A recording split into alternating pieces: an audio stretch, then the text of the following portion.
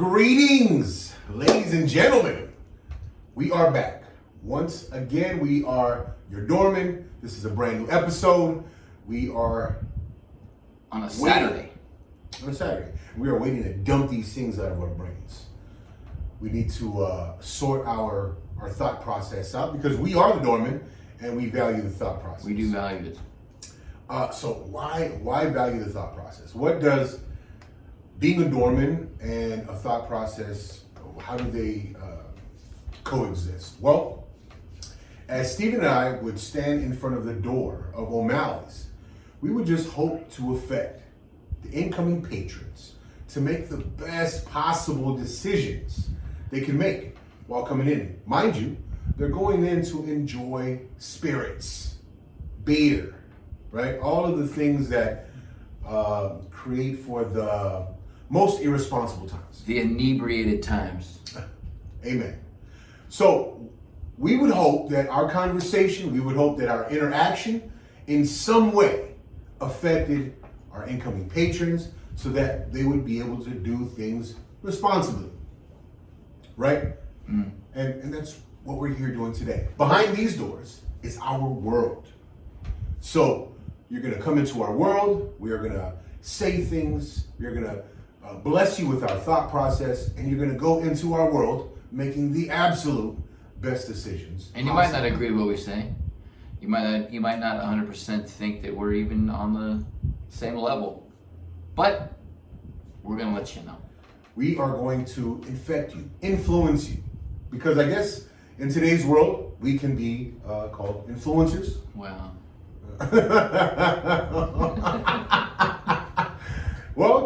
Yeah, we don't hope to be influencers, but I mean, shit. I guess that's what we're. I think you need a certain number of followers. Considered an influencer. I think we've got a Sunday school going on. We've got a Sunday school classroom over here. No, we have a volunteer program. Certain people show up. So if we have bugged you to listen to our program, we appreciate you giving us a listen. We need more criticism. You know, what was the guy? We got one critic, right? Openly criticized us that we didn't know what we were talking about. Hey, thank you. We are absolutely grateful for your criticism, although you were wrong. Well, I mean, I'm not going to go in and say he's wrong because he has his own opinion. True. Your opinion was not of ours. Definitely wasn't of ours. I mean, because the thought process that he was commenting on was we decided that gas prices and its skyrocketing had only to do with Biden's decision to stop the Keystone Pipeline. Right. And then he wanted to, our critic wanted to blame it on the war in Russia or the war in the Ukraine. Anyway, so I don't know. You guys make the decision. Because gas prices were normal before Ukraine. We were at one point energy independent. We practiced energy independence under a certain administration. Mm-hmm. And then our current administration came in, wiped that out. We became dependent once again on global oil. Foreign oils, yeah. That's the proper title. And then here we are with these $6 something cents. I wish it was $6, Evan. What do you mean? It's $8.09 in Los Angeles right now. Well, right here it's still. Well, here this gas station right here is $5.79, and I filled up my car and 40 gas cans, and I'm gonna sell it on eBay later. Yeah, but if you go deep into LA, you're definitely paying much higher prices. More towards Orange County too. Yeah. It's a gas station on 7th Street, Chevron. That's $7.19. Holy shit! Right across the street from Long Beach State. Well, I mean, everyone. If you observed, if you make observations yearly, right? Prior, I want to say weeks prior to the beginning of summer. You know, as a matter of fact, right after Memorial Day, it's usually, as a matter of fact, the week of Memorial Day. The gas prices usually hit a quick spike every year. Yeah, because people are leaving for vacations. On vacation, planning for their summer movements and whatnot. Not this time. I mean, in that same trend, right? you have to make the observation that even though we're experiencing this inflation due to government spending, due to government, it's all inflation is all caused by the government. Please believe that. Don't use your heads, guys. Please think about it. Use your heads. Understand how the process works. Government spending causes inflation. There's nothing natural about it. Mm-hmm. It doesn't just happen. Correct.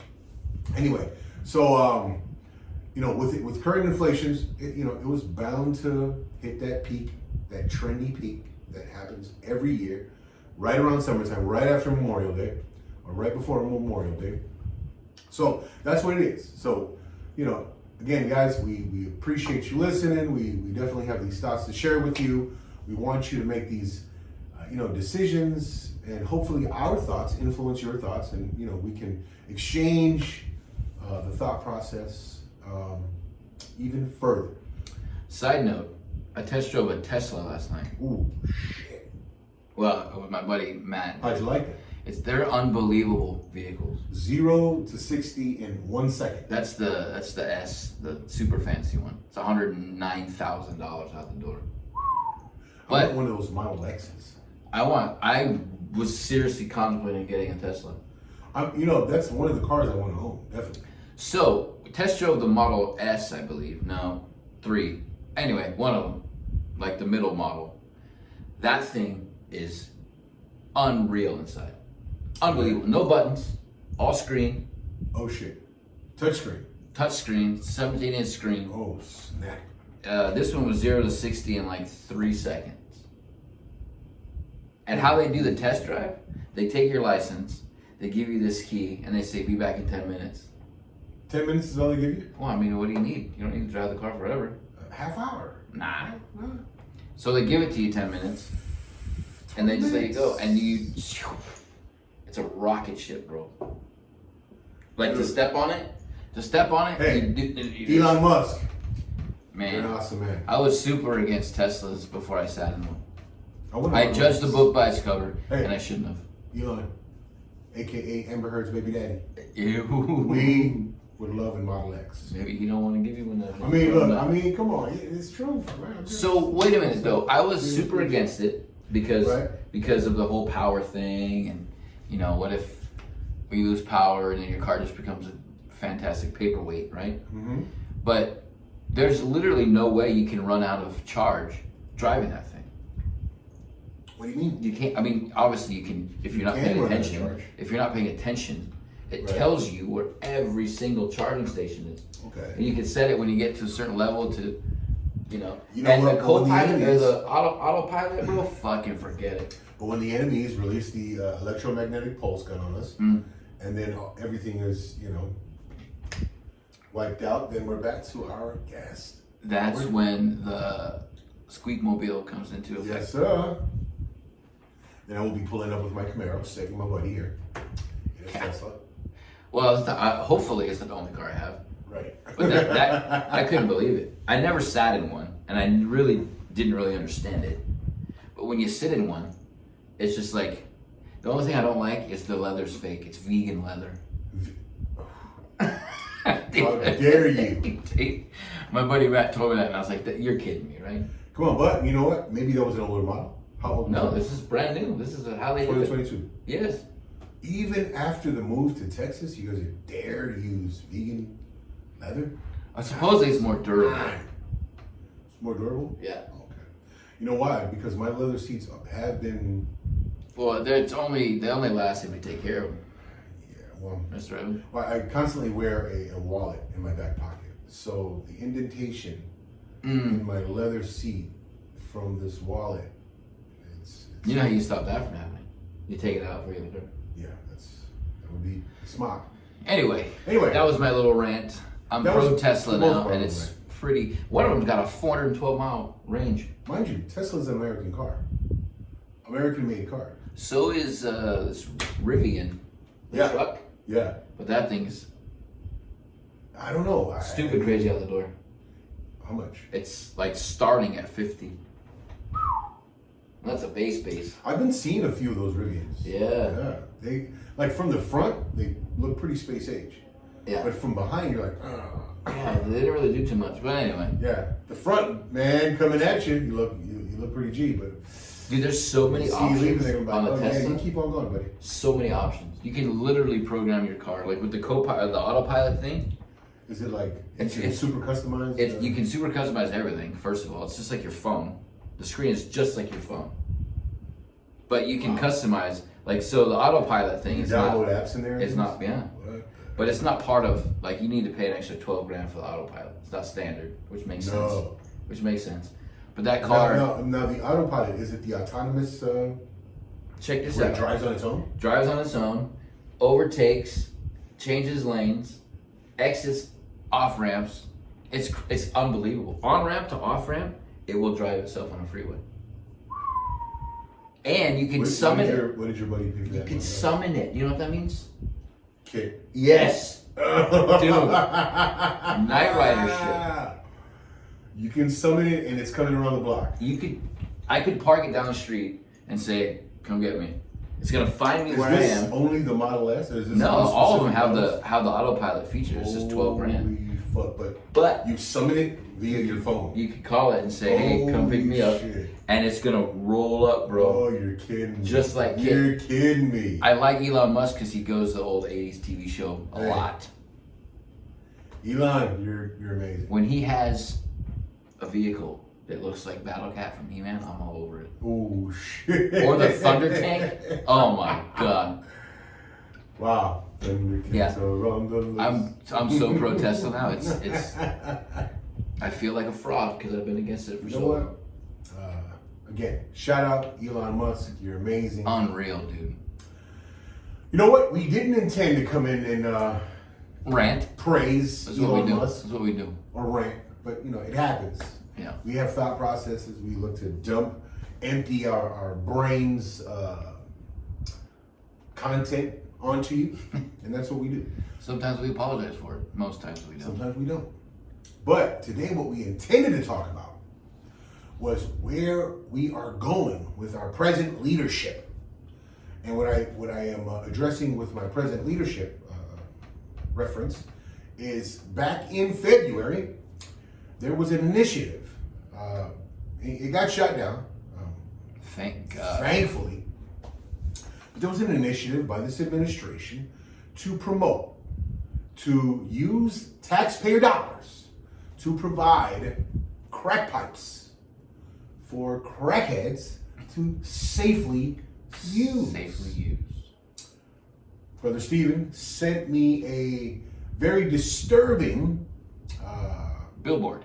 Billboard. Was it a billboard? Or it's a billboard you could see on a or bus like stop. A bus stop thing. Yeah.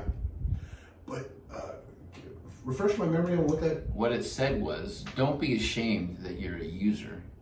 Be empowered that you're a safe user. So I wanted to make the connection of this current administration's initiative and where it's brought us to, seeing advertisements like that. Don't be ashamed of being a user, but be empowered that you are a safe user. Right.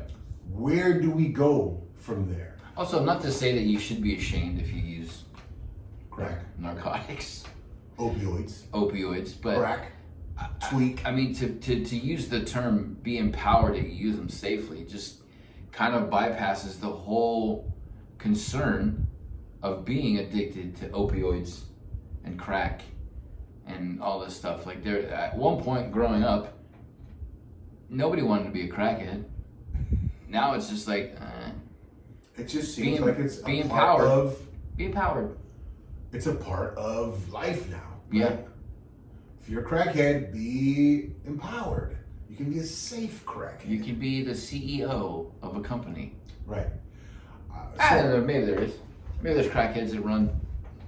Where our rant has come from is it's what we've always preached from the inception of this show. He and I grew up in a world where winners were valued. Hard work. It took the hard work to become a winner. there was a process of training, a process of sacrifice and dedication that it took to become a winner, and you were rewarded because you were a winner. Right. Decades into the game, I want to say I began to notice in my late teens, maybe even early to mid 20s, there was this movement that came where the participation award was introduced. Anyone who decided that he wanted to be in a game, participating in a game, was rewarded. Mm-hmm. And where has that brought us? It brought us to this place where this standard of excellence is no longer not standard. After. It's not standard. It's not standard. It's not sought after. There's no looking to achieve this standard of excellence. There's no ladder to climb anymore. We've come to a point where the standard of the excellence, the bar of excellence that was once set, is looked down upon. It's called racist. It has to do with a certain racist privilege, that standard of excellence. And we're here to tell you that, according to our thought processes, that is just absolute bullshit. Absolute, moronic thinking. Racism in itself can always be associated with something, right? Mm-hmm. My shirt could be racist because it's white. His can't. Just saying. Why it's a one-way street, racism, I believe. You could always throw it at a problem, and that problem goes away. And it's become an unfortunate excuse to use to get you out of situations or get somebody into a situation. Racism, sexism,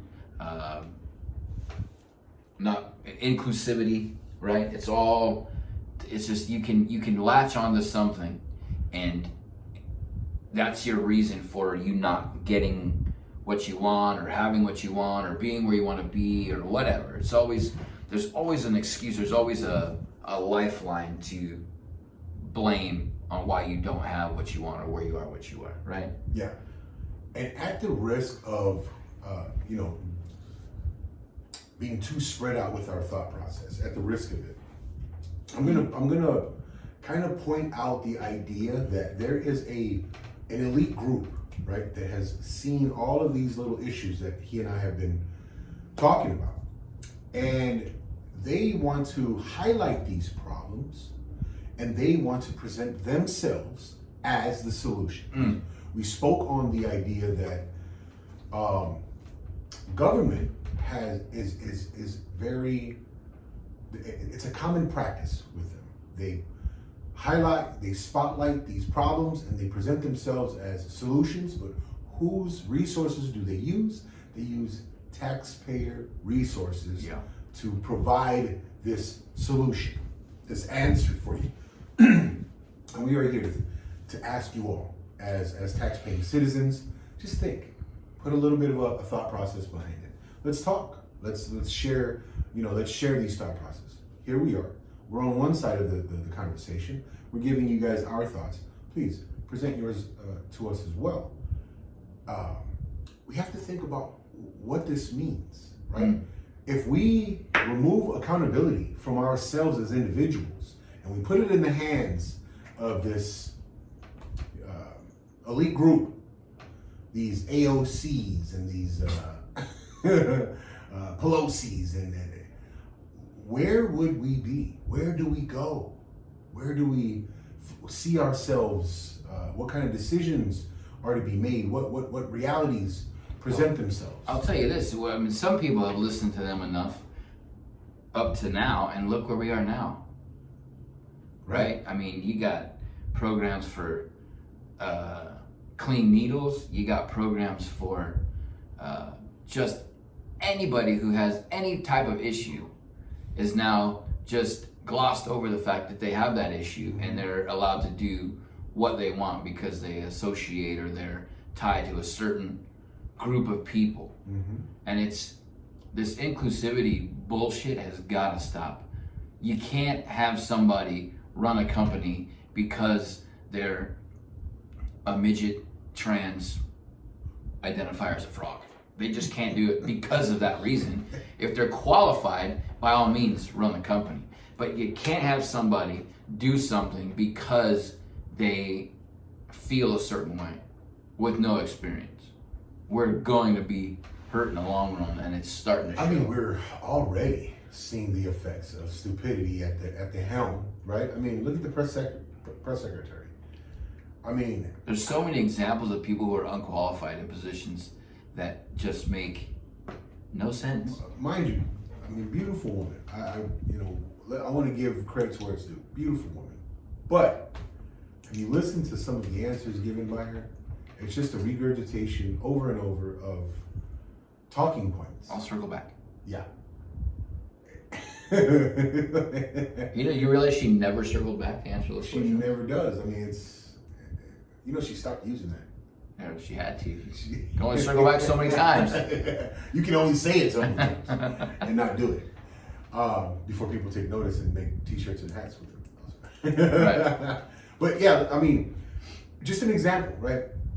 Great. I mean, a pretty face, but if you listen to the substance coming from her mouth, it's nothing matches. Nothing. It's just it's the equivalent of a child saying, "Leave me alone" in the middle of an argument. Leave me alone, right? It's the equivalent of that. Leave me alone. Leave me alone. You know what I mean? Like, I'm just gonna say things in hopes that the words that I'm saying distract you, right? Enough to leave me alone. It's the equivalent. I mean, I can't make any other comparison to what she is. But yeah, that's the world that we live in, and we are just asking you guys. Let's talk about it. Like, what happened to think about it? Like, think before you act, right? Right. That's just non-existent anymore. What happened to, hey, let's follow a plan.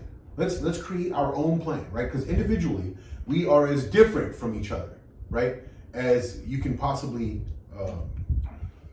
point out, right? Mm-hmm. Everyone is so individual, down to our fingertips. We have very individualized fingertips. Your plan, your personal plan, your personal journey and your destination, it's very individual, right? Yeah. What happened to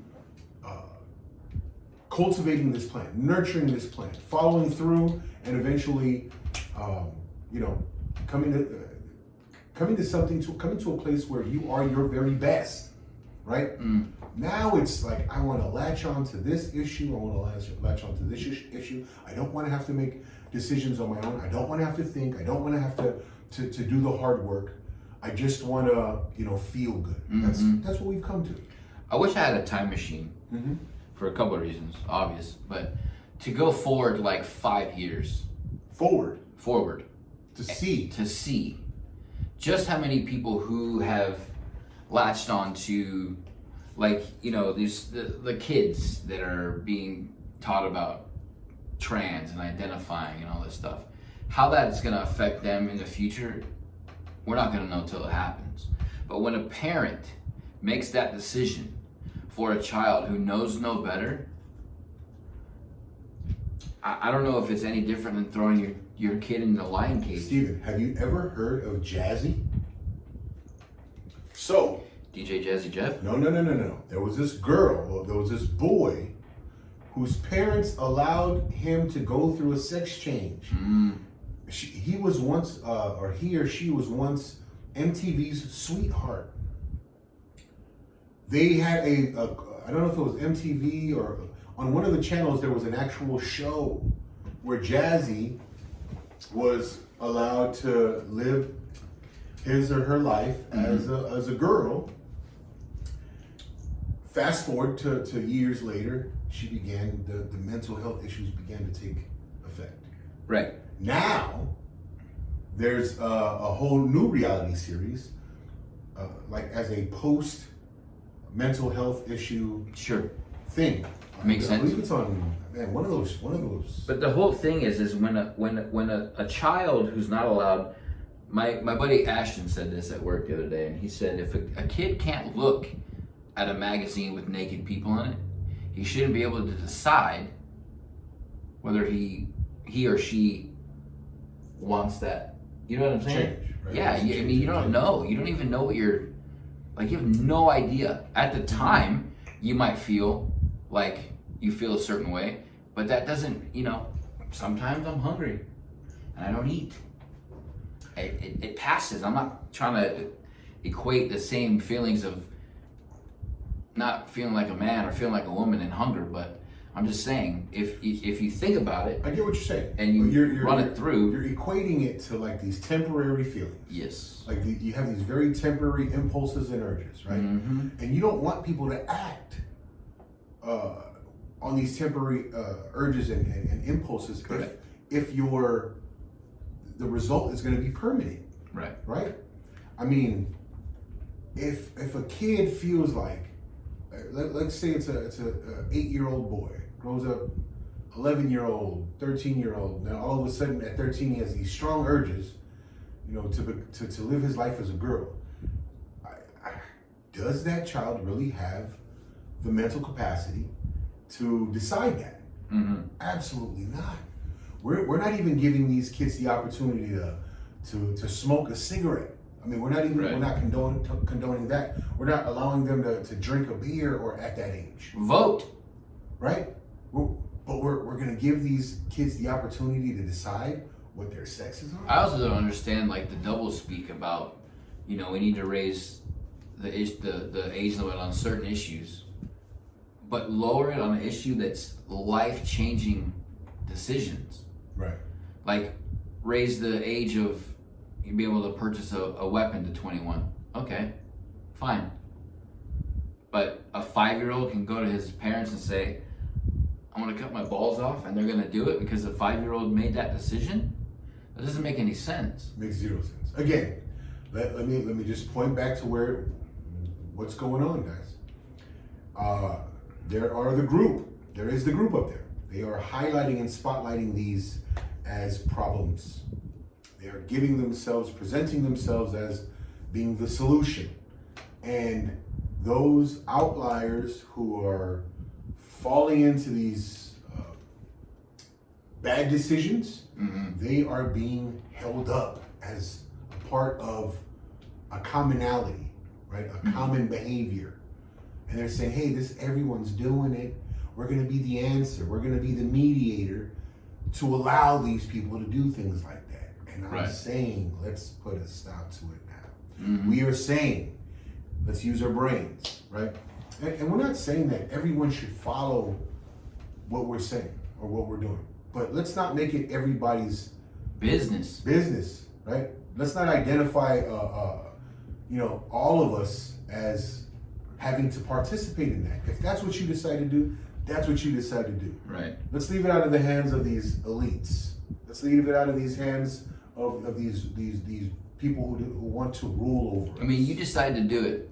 More power to you. Right. Don't expect everyone to accept it. Yeah. Don't allow these people to put regulations. You can't call us anti if we don't want to do that also. Right.